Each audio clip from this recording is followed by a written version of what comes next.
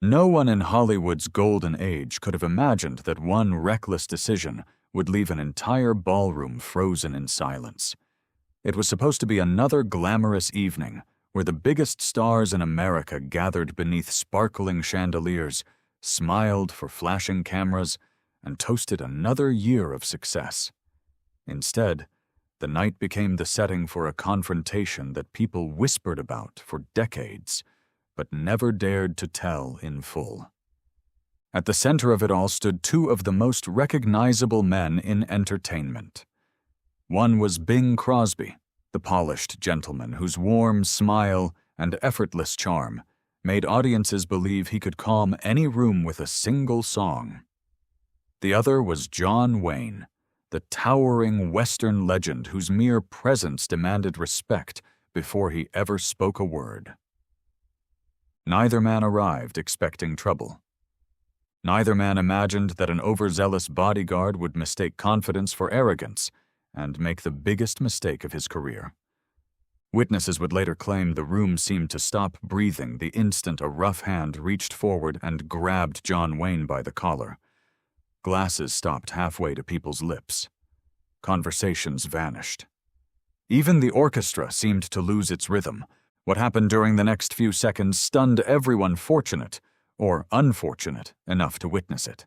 Some expected fists. Some expected security to rush in. Others believed Hollywood's biggest stars were about to become tomorrow's front-page scandal. But what unfolded instead revealed a side of John Wayne that very few people had ever seen, and left Bing Crosby facing a decision that would forever change how those around him viewed loyalty, respect, and power. Stay with us until the very end. It's an unforgettable turn that proves the strongest man in the room isn't always the one willing to throw the first punch. Before we continue, we'd love to know where you're watching from today. Drop your city, state, or country in the comments below. We enjoy seeing this incredible community grow from all over the world. And if you love dramatic stories inspired by Hollywood's golden era, make sure to subscribe and turn on notifications so you never miss another unforgettable tale. Now, let's travel back to a night when one careless decision nearly changed everything.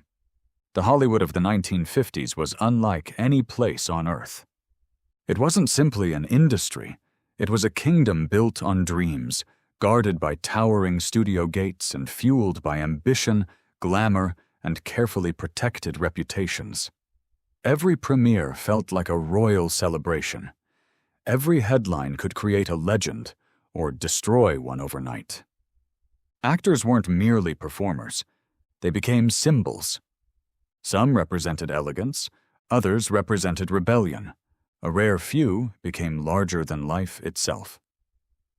Among those legends stood Bing Crosby.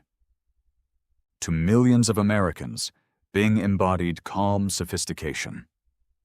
Whether he appeared on a movie screen, held a microphone before a radio audience, or stepped onto a stage beneath bright theater lights, he carried himself with effortless confidence. He rarely needed to raise his voice. His quiet humor and easygoing personality made people feel comfortable almost instantly. Studio executives admired him because he attracted audiences. Fans adored him because he felt approachable. Reporters appreciated him because he almost never created controversy. But fame brought complications that audiences rarely noticed. The larger a celebrity became, the more carefully each public appearance had to be managed. Crowds grew bigger. Fans became more passionate. Occasionally, excitement turned into chaos. That was why many famous entertainers began surrounding themselves with trusted security men, not because they feared ordinary people, but because even a single unpredictable moment could spiral into disaster. Bing's newest bodyguard was named Victor Kane. At least that was the name whispered around Hollywood's private circles. Victor wasn't famous. He wasn't charming. He wasn't interested in making friends. He was a former military policeman whose reputation rested on one simple philosophy: protect first, ask questions later. Studio executives appreciated men like Victor because they projected authority. Tall, broad-shouldered, and always watching, he seemed capable of spotting danger before anyone else realized it existed. Unfortunately, confidence can sometimes become arrogance. Victor believed no celebrity, not even Bing Crosby, fully understood the risks surrounding public life. In his mind, only he knew how to keep danger away. That belief would soon be tested. Then there was John Wayne. Unlike Bing, John never needed polished elegance to command attention. He carried himself like the heroes he portrayed on screen, standing well over 6 feet tall, broad across the shoulders, and blessed with an unmistakable voice. He seemed capable of filling every corner of a room simply by walking into it. People naturally stepped aside. Not because they feared him, because they respected him. John rarely rushed his words. He believed patience revealed character. He believed confidence required no performance.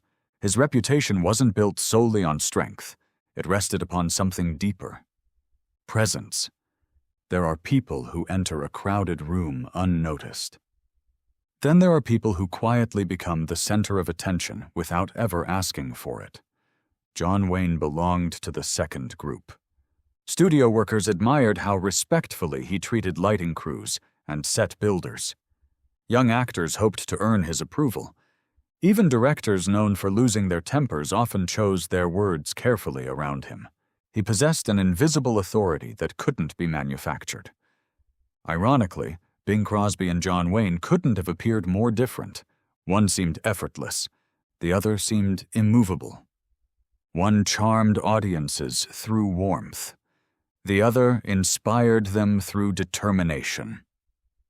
Yet despite those differences, the two men shared an unusual understanding. Neither enjoyed unnecessary drama. Neither believed fame made someone better than anyone else. Whenever their paths crossed at charity events, award ceremonies, or private gatherings, they greeted each other with genuine respect. Sometimes they joked. Sometimes they shared quiet conversations away from photographers.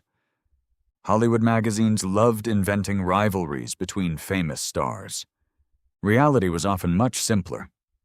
Professional respect, mutual admiration, nothing more, at least until the night everything nearly changed. The annual Starlight Benefit Gala had become one of Hollywood's most anticipated evenings. Actors, musicians, producers, politicians, war heroes, business leaders. Everyone who mattered hoped to receive an invitation. The ballroom itself resembled something from a fairy tale.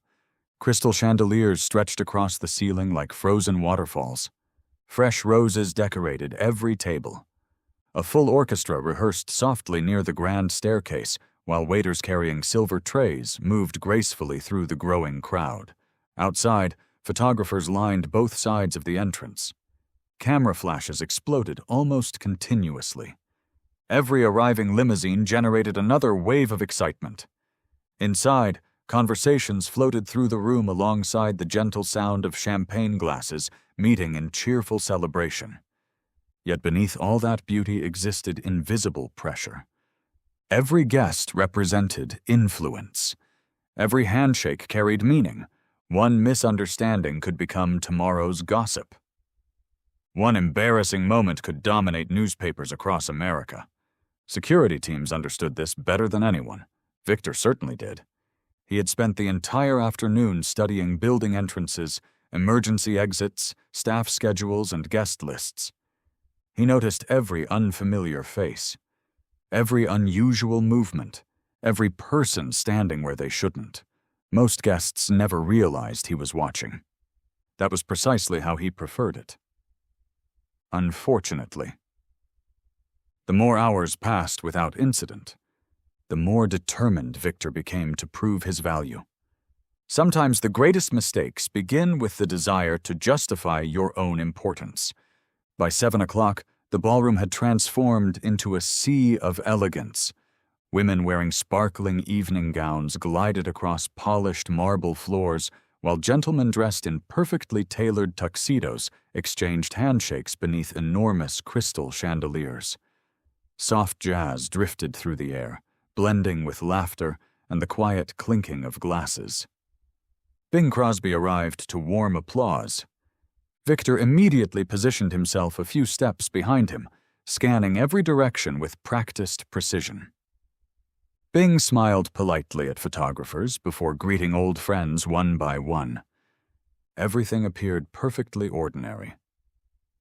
Until another limousine pulled beneath the entrance canopy. Conversations near the doorway suddenly grew quieter. Heads turned almost instinctively. John Wayne had arrived. He stepped from the vehicle with the calm confidence of someone who neither sought nor avoided attention. His dark tuxedo fit perfectly, but there was nothing flashy about it. He acknowledged photographers with a simple nod instead of dramatic poses, then made his way toward the ballroom. People greeted him warmly. Several veterans attending the charity event approached to shake his hand. He stopped to speak with each of them, not hurriedly, not because cameras were watching, because he genuinely listened. Across the room, Bing noticed him almost immediately. A smile spread across his face. "There he is," Bing said quietly. Victor followed his employer's gaze. "Friend of yours?" he asked. "You could say that." Victor gave a short nod but continued observing. Something about John Wayne unsettled him, not because John had done anything suspicious, because people naturally moved toward him. Servers paused. Guests smiled. Even influential studio executives interrupted conversations just to exchange greetings. Victor interpreted admiration as unpredictability. Crowds meant limited visibility. Limited visibility meant potential risk. As Bing prepared to walk across the ballroom and greet John personally, Victor gently raised an arm. "Perhaps let him come to you." Bing chuckled. "Victor, it's John." "Everyone deserves the same level of caution. I appreciate your dedication." Victor didn't answer. His eyes never left the crowd. Meanwhile, John continued making his way through the ballroom, stopping every few feet to greet old acquaintances. His pace remained unhurried, his expression relaxed. Neither man realized another problem had quietly begun developing. Near the orchestra platform, an ambitious newspaper photographer had slipped past event organizers hoping to capture exclusive close-up photographs.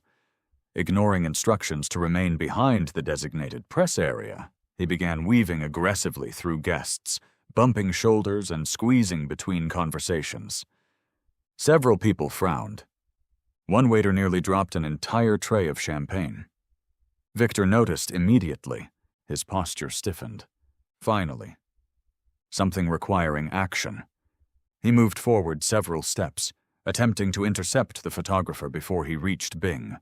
Unfortunately, at precisely the same moment, John Wayne changed direction. Instead of walking around the crowd, he took the shortest path toward Bing. From Victor's angle, it happened in seconds. An unidentified man forcing his way through guests, another large figure approaching rapidly from the opposite direction. Crowds tightening, visibility disappearing, too many variables. His instincts screamed that someone was about to breach his protective perimeter. Across the ballroom, Bing lifted a hand and smiled. "John." John returned the gesture. "Bing."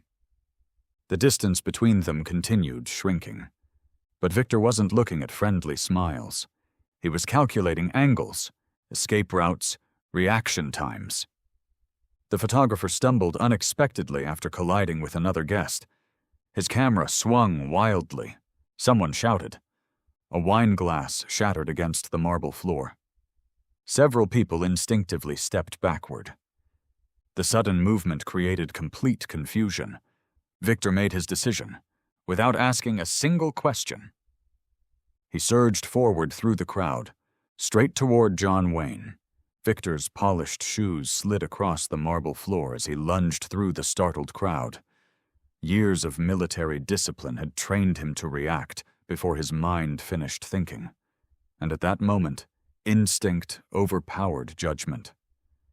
His eyes locked onto the tall figure moving toward Richard Kane, the legendary Western actor whose commanding presence often reminded people of the old frontier heroes. From Victor's angle, Richard appeared to be advancing far too quickly, while the photographer's reckless movements created a wall of confusion between them. Without hesitation, Victor reached forward. His fingers tightened around the front of Richard's tuxedo jacket, gripping the collar with enough force to halt him mid-step. The ballroom froze.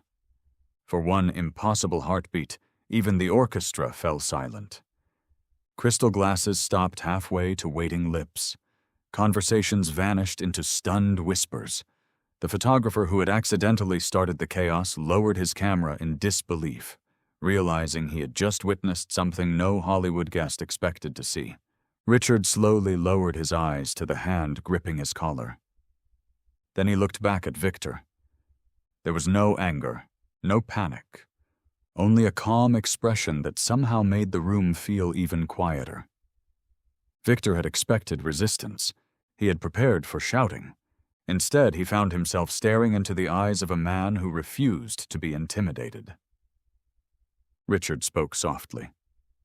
"I think you've mistaken me for someone else." His voice carried no threat, yet every syllable echoed through the silent ballroom. Victor held his grip. "Step back, sir." Richard glanced briefly toward Bing, who was already weaving through the crowd with concern written across his face. "I'm only walking to greet an old friend." "I said step back." Several nearby guests exchanged uneasy glances. Some instinctively moved farther away, fearing the situation was seconds from exploding into violence. A young actress whispered, "Is he really grabbing Richard Kane?" "No one grabs Richard Kane," another guest murmured, "but apparently someone just did." The tension became almost unbearable. Victor remained convinced he was protecting his employer. Richard remained remarkably composed. Then Bing finally reached them. "Victor!" he called sharply. The bodyguard didn't immediately release his grip. "My responsibility is your safety." "My safety isn't in danger. The crowd is unstable." Bing took another step forward. "And Richard is not the threat." Victor hesitated. Years of training collided with the realization that perhaps, just perhaps, he had misunderstood the situation. Still, pride can be louder than reason. "I followed protocol." Richard smiled faintly. "Protocol is valuable." He paused. "But respect matters just as much." The words landed harder than any punch could have. Victor slowly released the collar. The fabric of Richard's tuxedo settled back into place. Everyone expected retaliation. Instead, Richard calmly brushed a wrinkle from his jacket before extending his hand. "I'm Richard." Victor stared in disbelief. "You already know who I am." "I know your face," Richard replied. "I'd rather know the man." No one moved. The silence became almost surreal. Victor looked down at the offered hand but couldn't bring himself to accept it. "I owe you an apology," he admitted quietly. "You owe yourself better judgment." Richard's response wasn't cruel. It sounded more like advice than criticism. Bing finally exhaled, relief washing across his face. "I was afraid tonight would end with broken furniture." Richard chuckled. "I've always preferred conversations." A ripple of nervous laughter spread across the ballroom. The unbearable tension finally began to dissolve. Even the orchestra cautiously resumed playing. Yet Victor couldn't shake the embarrassment burning inside him. For the first time in years, his confidence had failed him in front of hundreds of witnesses. Bing placed a reassuring hand on his shoulder. "You were trying to protect me." Victor nodded. "I almost caused the very incident I was trying to prevent." Richard overheard him. That happens more often than people realize. The three men stepped aside from the growing crowd and found a quieter corner near one of the grand windows overlooking the city lights. Outside, photographers continued snapping pictures, completely unaware of how close the evening had come. To disaster. Inside, the conversation took an unexpected turn.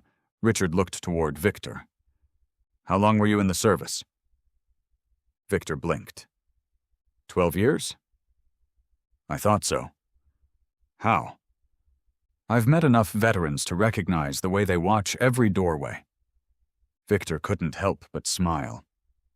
It never goes away. No, Richard agreed. It doesn't. For several minutes, the conversation shifted away from Hollywood entirely. They spoke about discipline, responsibility, the burden of making split-second decisions. Bing listened quietly, fascinated by how quickly anger had transformed into understanding. Finally, Victor asked the question weighing on his mind. "Why weren't you angry?" Richard leaned against the window. "Because anger would have proven you right." Victor frowned. "I don't understand." "If I'd reacted with my fists, everyone would have remembered the fight." Richard looked across the ballroom where guests had already returned to laughing and dancing. "But if I reacted with patience," he smiled, "they might remember something better." Those words stayed with Victor long after the gala ended. Later that evening, Bing addressed the remaining guests before the charity auction began. He didn't mention names.